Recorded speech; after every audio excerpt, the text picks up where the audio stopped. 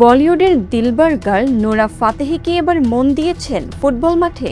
2026 বিশ্বকাপের মঞ্চ কাঁপানো নোরার ক্যারিয়ার যখন তুঙ্গে, ঠিক তখনই বিশ্বজুড়ে ছড়িয়ে পড়েছে এক নতুন গুঞ্জন। মরক্কোর তারকা ফুটবলার আশরাফ হাকিমির সঙ্গে নাকি প্রেম করছেন তিনি।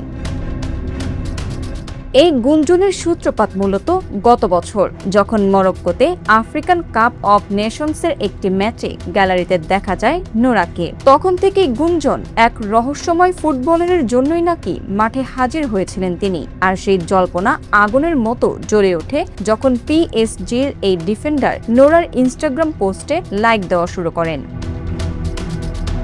কিন্তু সত্যি কি প্রেম করছেন তারা? সত্যিটা হলো, এখন পর্যন্ত নোরা কিংবা হাকিমি কেউই এই বিষয়ে মুখ খোলেননি। কোনো প্রকাশ্য ডেটিং বা যৌথ ছবিও সামনে আসেনি। 2023 সালে স্ত্রী হিবা আবুকের সাথে ডিভোর্সের পর হাকিমির নাম জড়িয়েছে একাধিক মডেলের সাথে। অন্যদিকে ব্যক্তিগত জীবন নিয়ে গুজব বরাবরই এড়িয়ে চলেন Nora.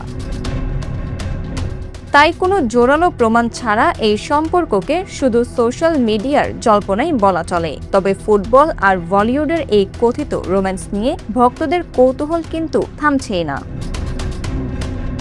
Bangla affairs news desk.